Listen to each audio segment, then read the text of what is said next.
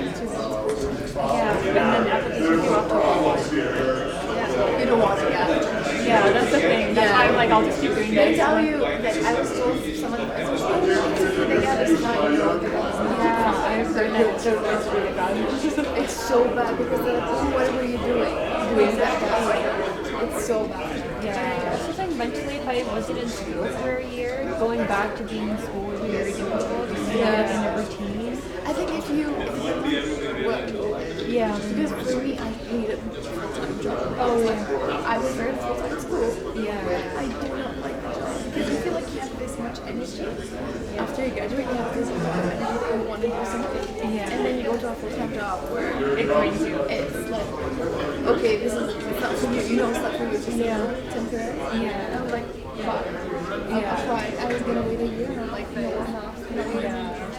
Yeah, no, it's like that's the thing. It's like, oh man, I just didn't know what to do with like the class, so I was like, might as well fill it with like more. Okay, yes, I think we're going to get started a little bit early. The first, our slides are introductory. Because of the lunch, we thought we'd reorder the talks and have this sort of introductory talk first. And then we're going to break and have a little bit, like 10 minutes for you to go run, get your lunch. Sorry about this, but just the way the conference is laid out. But we're going to get this started and then give you time to get lunch and then come back and you'll hear the other great 2 talks, which I know will be outstanding. I really look forward to those.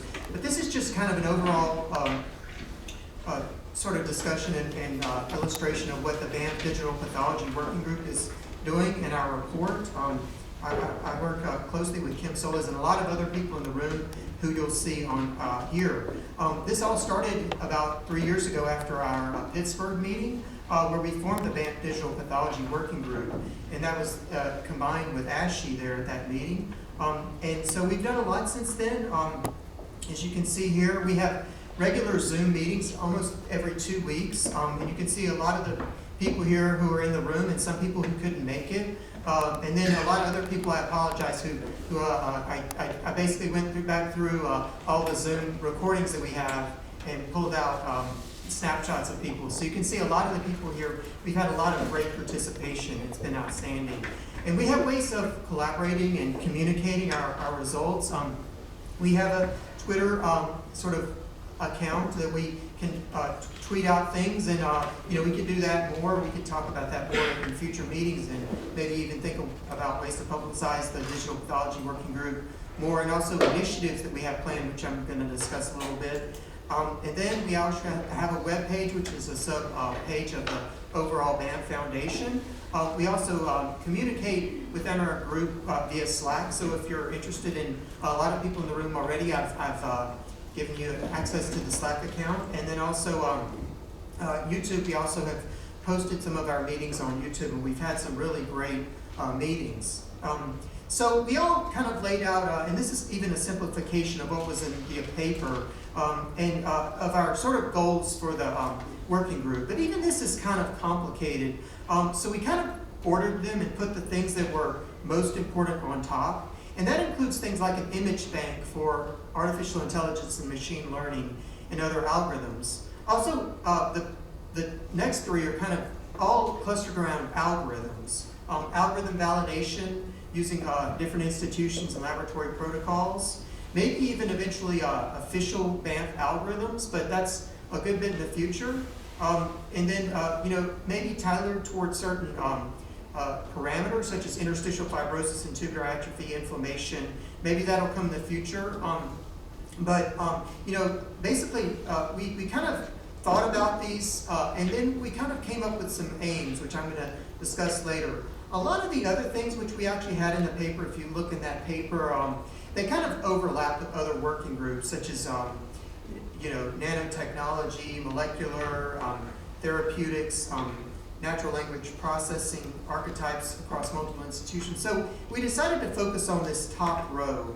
And so, and then we kind of came up with 3 aims and kind of trying to simplify it down. And those 3 aims basically cluster around image bank and collections. And I say collections because we can really put this in parentheses, an S in parentheses, because I think there'll be multiple solutions to these. I'll discuss some pilots, but there'll be multiple solutions to these. A platform to share algorithms, and also a competition or a trial. And we kind of are collaborating with some people, and I'll discuss how we're doing these things. So these image banks or collections, can be multiple, and so that's why I put them in S now in parentheses.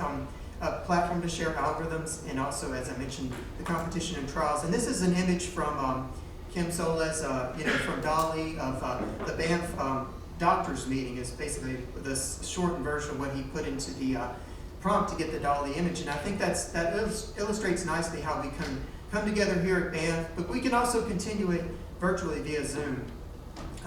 So we've had a lot of great meetings in the past. People, with our every 2 weeks meetings, that gives us plenty of time for people. If you ever want to share your work and get feedback, a lot of really great people join those meetings, and they provide feedback to you, and also ways of collaborating. So Pinaki Sarda, who you're going to hear about, he's presented his exciting work. Renate Kane's presented on the big picture. June Kong on a pilot server, which I'm going to show a little bit about. Richard Levinson's one of our very regular members, and he has discussed novel microscopy.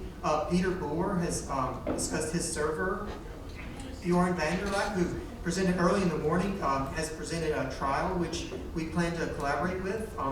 And then Laura Barasoni and has presented her nice work with Neptune and other things, and her quantitation of different portions of the kidney. Yul Bayless has an exciting algorithm, which actually Kim Soles discussed earlier in the week. He uses a novel approach. And then Lynn Cornell, who's on the front row here, has presented some nice work on immunofluorescence scanners that they're trying at the Mayo Clinic. And we've even had others, Evan Farkas has discussed his work. Niels Grabe joined once about sort of blockchain and crypto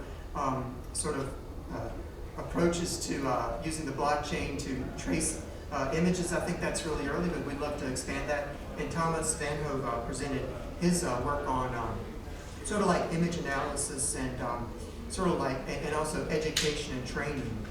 So to establish an image bank, we did a survey of 31 respondents from 13 countries, and 25 were from pathology. 25, and they were from pathology, but also some from nephrology, mathematics and statistics, and even a transplant division. So we asked, do you have a computer server that can manage whole slide images from multiple institutions?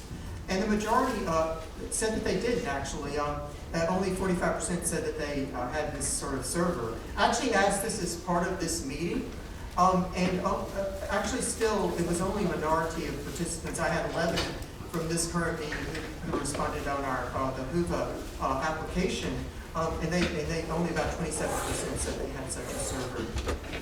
What software are they using? You can see a lot of things here. There were even customized approaches, but obviously the big manufacturers you can see there. The image formats are also, as you can see there, Leica Curio and Hamamatsu, TIFFs, and 3D Histec.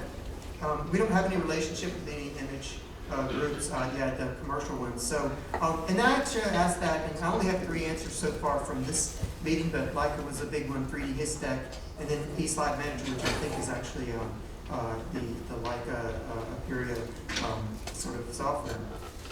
So can the server de-identify slide information? We asked that. Actually, and this is just of the ones who have a server which can share information. This was only 14 here, but you can see the majority who actually do have a server say that they can help with this. And some are not sure, and some say that they can. Here, basically, of the people here at this meeting, only a minority said that they had such a server. Does your server allow the installation of customized and commercial algorithms? And actually, a good many said that they did have this. Obviously, this is only of about 13 participants in the survey, so it was a minority of those. But we can see that some are not sure, and some can only accommodate customized algorithms. Of the ones here, actually of the people here at the meeting, some can only accommodate commercial algorithms, but the most said that they could allow installation of algorithms the majority of those. There were only about 3 of those, though. Only about 7 people responded. So does your surfer allow correction and standardization of standing variability? And this was 11 respondents who responded. And the majority said that they could do this to some degree. And, you know, actually the people here, actually only minority though. So you get mixed answers, and I think we're eventually going to report this in a paper, and I think we're going to have to go with our formal survey. And we also asked questions about storage available, and you can see the answers there. I'm not going to drill through that. In the interest to get you to lunch. And then bandwidth, you know, there's a variety of bandwidths there you can see. And again, just looking at the image formats, variety of image formats, you can see there Perio, you know, iSyntax, JP2 files, MRXs, and NDPI.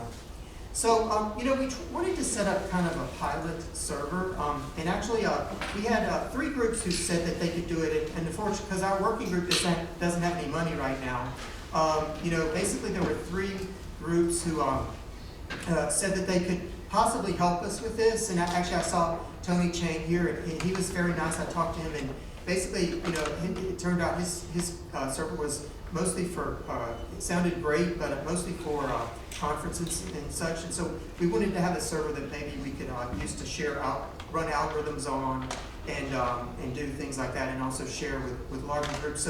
So basically the 2 who kind of could help us with this were June Kong and Peter Bohr, and I can show you those 2 here. It turned out Peter Bohr I think will really help us in the future, because especially with the European groups, right now his is kind of behind a pretty secure firewall, and is basically good for the GDPR European ones. June Kong's basically at Georgia State University, is a collaborator of mine in the past, has been able to help us kind of set up this pilot. His uses a custom approach as opposed to a Leica, and can you know, allow algorithms. You know, neither of these can de-identify automatically, so we're very careful in what we're putting up there right now. But in the future, we'll try to come up with ways to do larger trials and things like that as that becomes available. And you know, the bandwidths and storage sizes are there. And you know, I did ask as part of this survey, or we did ask as far as was there an existing slide repository? And actually, there are a number of people who have an existing slide repository, about 59%, 17 groups. And of those, we actually asked how many specimens they have available. Kidney was the largest. This was 18,870 specimens. Heart was next, and then liver, and then as you can see, followed by pancreas and islet and lung and intestine, and vascularized composite allograft. So this is a little bit of the pilot server that we have right now, and since June Kong is very interested in 3D reconstruction, that's kind of what this current server has the algorithms that are most tailored toward. But it does have a variety of other things on there, but especially liver, steatosis, other things. But it basically allows you to sign in, and actually he welcomes this, and it was actually just published this month actually, a paper that kind of describes the server and how it works and things like that. And so you can see the 3D reconstruction there. You can rotate 3D reconstruction. So this could be helpful, you know, if you're doing kidneys with the multiple sections. It can actually stitch those together and kind of do 3D reconstruction. It can also do cell detection, staining detection, and other things. And it's actually on GitHub, so it's publicly available. The code is open source, and so it is available if you want to look at that. And it's pretty simple, you know, compared to some of the other ones that are out there. But I think it does illustrate how we can do this. And actually, we have uploaded the Banff transplant pathology classification slides that are on the website that Kim Sola has put up, and those are based on the slides from the 1991 conference, which was here at Banff. So that's interesting, and maybe these can be a source for annotation in the future. And for the competition or trial, we were fortunate to have have Goran Vanderlaat come along basically and allow us to kind of collaborate with him. And they're the masterminds of this. Mikey Hermsen and Dominique van Midden are his students and also PhD candidates there. And they've done outstanding work, and we're very glad that they're going to be able to provide ways for the groups to collaborate with some people from our group to collaborate with him. He already actually really nicely went through this diagram of the project he has planned, the diagram study. And it basically has a component of staining slides at different institutions and putting that out, and eventually those will become part of a repository for multiple groups to participate and also test their algorithms. And the interesting thing I see about the Banff classification, and we've discussed this on our working groups, is that there may not be a winner. I think that there's so many parameters in the Banff that some algorithms may be better at some of those parameters than others. For example, tubulitis or vasculitis. Some groups may be better at other some things than others. And so we'll have to see how that goes. And I think that it'll be really interesting how this goes in the future. It could be even more complicated than the prior breast cancer chameleon or the prostate ones, and I think it's going to be very exciting. And they're designing it very well. In future, we're going to have a few more, probably at least one more conference where they, on our regular Zooms, where they discuss the project some more. And so we're a hard-working group, as opposed to a hardly working group. And you can see that here, though, that we do have fun, though. So I definitely invite you to join our Zooms. The more the merrier, and we always begin getting entertainment from Kim's different backgrounds and comments. But we are getting work done, and I'm glad of that. We do have the pilot server, and we have the trial planned, and so I think that's exciting. So I welcome the participation of everyone again, and thank you so much. And feel free to contact myself or Kim to get into the group and get the Zoom invitations. And then, and that'll be great. And I think what we're going to do now is break for lunch and then come back and please try to rush back in 10 minutes, because I know we were very short on time, but I tried to get through that part quick, and we're going to allow Naki and Jesper to speak next. And so if you want to get your lunch, you can get that now.